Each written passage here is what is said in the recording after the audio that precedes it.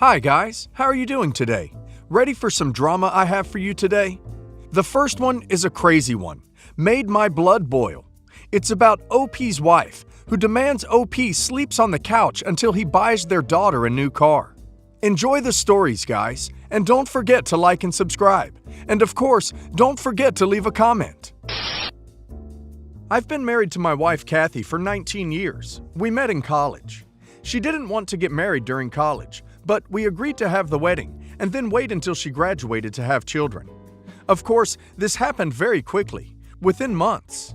We have only one daughter named Sophie. We had always planned for two, but we had a trying time having Sophie, so we figured our family was perfect as just the three of us. Sophie has always been our little princess, our whole world. I will agree we've spoiled her, but I have tried to only on special holidays, birthdays, or when she's done something to warrant a treat. My wife has always given in to Sophie. When she was barely walking and talking, this was cute to me. Sophie would point for a lollipop or for a toy, and all she'd have to do is bat her Bambi eyes at my wife, and she gets it. It's been a sour point in our relationship. I've constantly nagged her to slow down and save some for the holidays. She never listened to me though, and now our jointly bad parenting is beginning to rear its ugly head. Slowly, Sophie has become more of the princess we always made her out to be as a child. She wasn't grateful towards us or thankful. She became demanding, as if she deserved to have the world served to her on a platter. She would cry to get her way, sometimes tell white lies about breaking toys so we'd buy her the better version. Lately, I've been cracking down. She's a sophomore in high school now and too close to adulthood to carry on the way she is. She'll get her butt kicked without us, and I don't want it to be that way. I've given her a monthly allowance.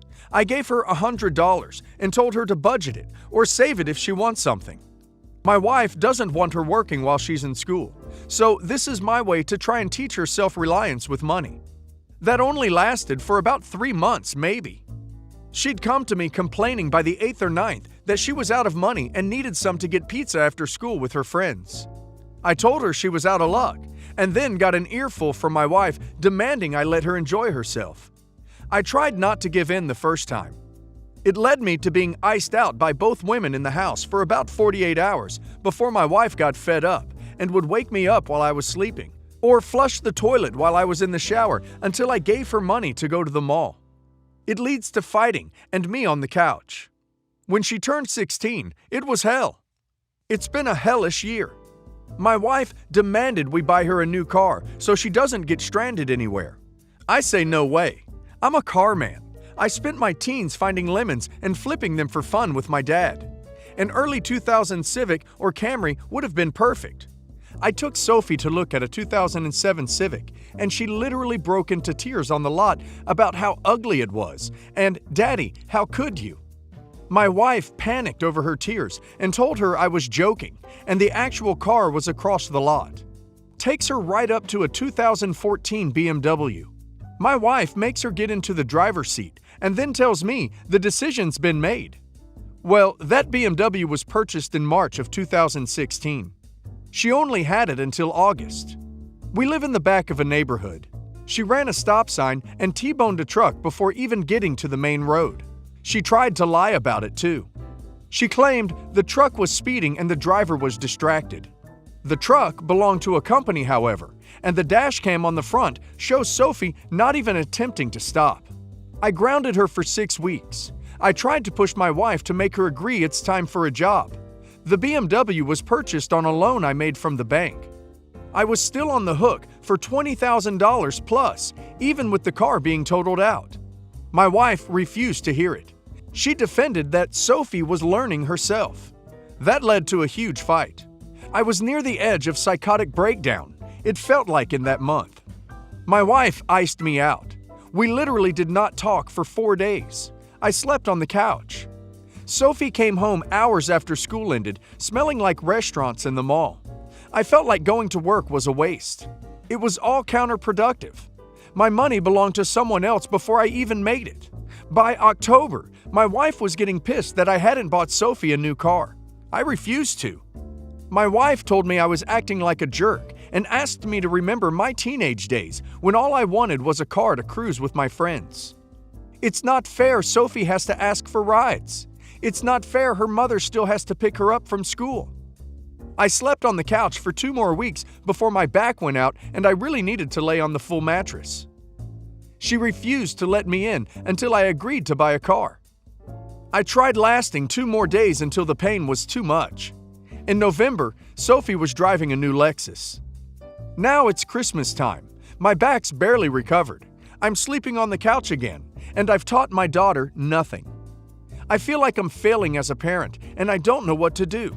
It's 2 against 1. I'm sorry for how long this turned out. You have to understand, I'm a man at the end of my rope. The past 6 years, my family has gone to crap. She crossed the threshold from being a cute, bossy toddler to being an entitled brat who deserves nothing.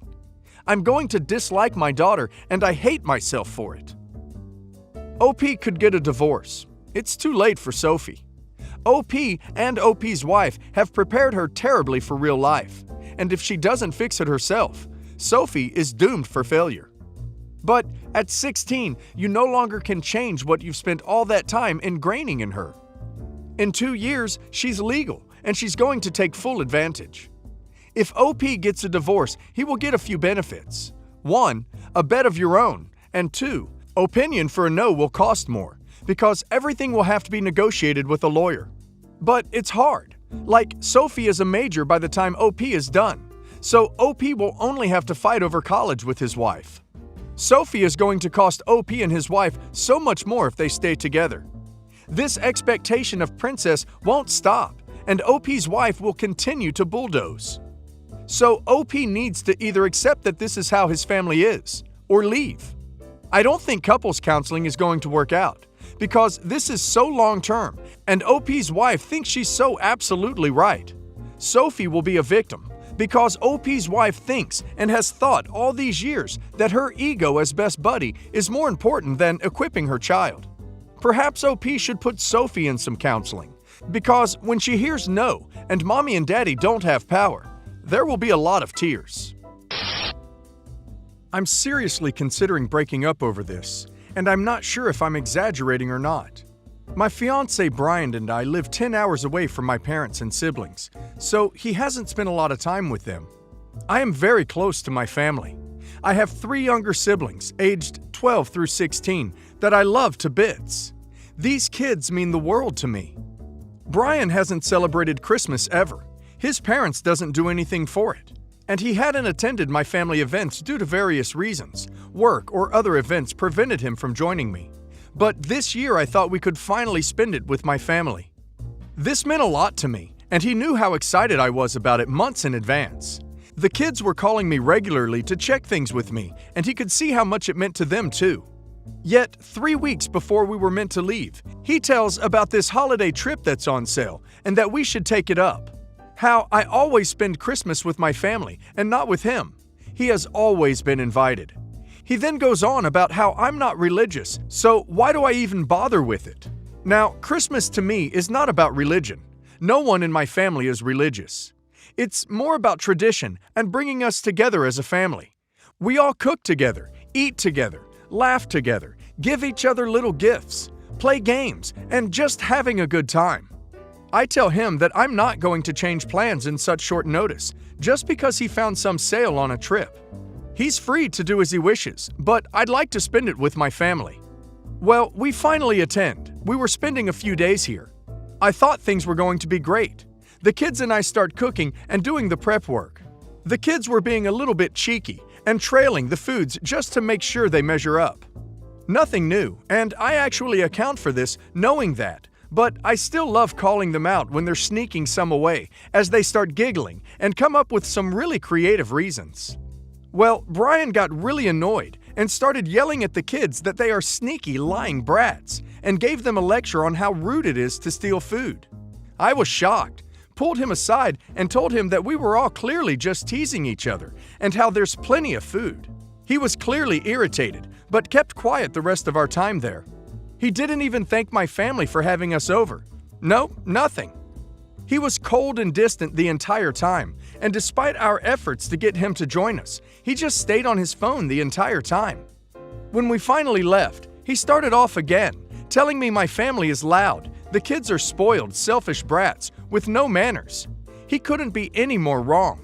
My sister won a raffle at school, and she decided to donate the basket of gifts she got to those who needed it more. She's only 12, and my family is far from rich. These kids are talented, very funny, smart, and generous. Yes, they can be loud, especially when they're excited, but who cares? He then tells me that I've ruined our chances of having an amazing time by choosing to take part in this pointless gathering. I basically exploded at him at this point and told him I couldn't believe I was with someone like him. I don't know what to do at this stage, but I don't think I can be with someone like him. Brian has been apologizing and claims he realizes he behaved poorly because he was disappointed about the trip. He was upset that I spent so much money on food and gifts for the kids when I could have spent it on the holiday. I should mention we have separate accounts and pay 50-50 for all expenses, so I didn't use cash from joint accounts. I think the only reason he has backed off is because he realized this is a hill I'm willing to walk off, so I don't think he was actually that sorry, because each sentence to me is filled with excuses. Am I being overly sensitive? I mean, I guess if I was to be fair, Brian is not used to children, and he has never really had a crowded big family gathering. He's an only child. But I still don't think that being on your phone at any event is acceptable behavior, so there's no way he didn't know how that would be perceived. I love Brian so much, and it hurts to think of life without him, but the more I think about this, the more I think Brian and I are not compatible. To me, my partner will become part of my family. I will not be starting a new family through ditching my old family.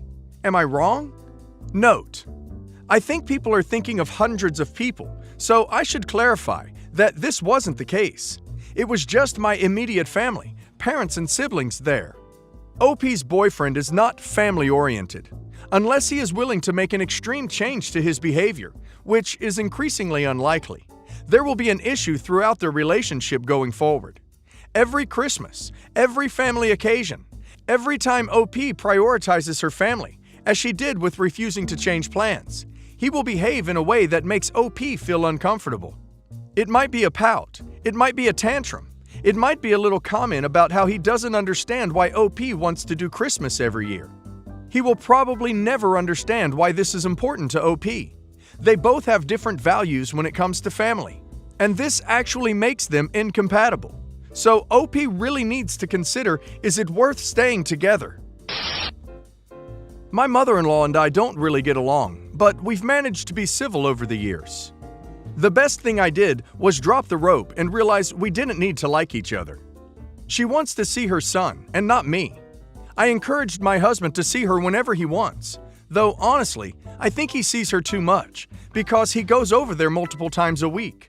Also, I have always had the impression that he invites himself over. They are extremely close, but mother-in-law has a lot going on socially and isn't the enmeshed type. Anyway, we have discussed him spending too much time with her. He will cut down for a little while, but it always goes back to what it was. The other day, we went over with our 3 kids, 9 male, 6 female, and 4 male. Note, I have always said if his family wants to see the kids more, he can bring them over without me. He never takes me up on this, and I figured it was because mother-in-law isn't great with other people's kids, and his 19-year-old sister lives at home and doesn't like kids. Last night, my husband ended up leaving for a little bit with his stepdad. He wanted to try out his motorcycle. I tried making small talk with mother-in-law, but she was acting weird, like she didn't want to talk, and then she just started crying. She said she is so stressed holding it all in, and I need to hear. Apparently for months, close to a year, he has been telling her how much he hates his life when he is home with me and the kids. He regrets having kids. It's too much responsibility, and he just wants to be with his mom and sisters and have fun. Mother-in-law's mom had some serious mental issues, so she reacts very strongly to her kids being sad in any way. So I can't totally gauge from her how bad it is, but I was obviously very hurt. He came home and saw his mom crying and immediately tried to run off. His sister was laughing and making a joke out of it, and I told him I wanted to go. He snapped at mother-in-law for tattling on him, and she got mad and said she has been worried he would do something. We didn't talk in the car because of the kids. When we got home, he admitted to saying everything mother-in-law said, but claims he would never do anything, and he just meant he is sick of life, and mother-in-law is oversensitive because of her mom. He said he just wishes he could go back to being a teenager or college age and live that way forever, and he doesn't see the point of marriage or family because the responsibilities are too stifling. To be clear, I work as well, and I do more parenting than he does. For some context about his childhood, mother-in-law doesn't like rules.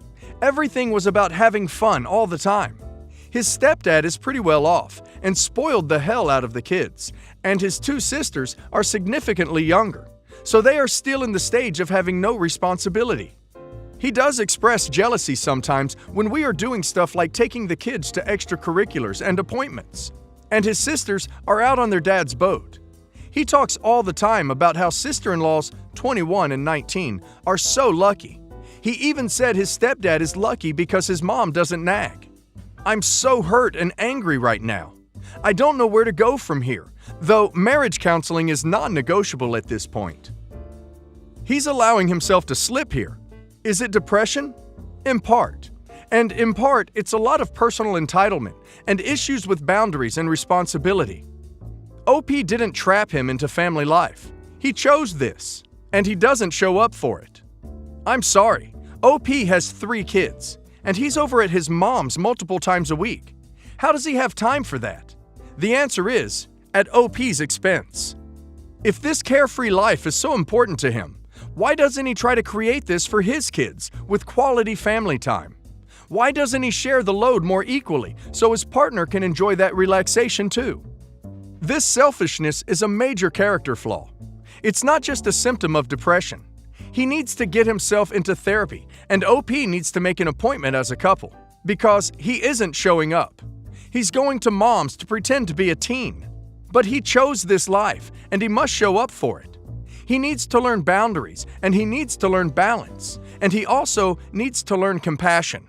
He isn't just hurting OP, he's hurting his children.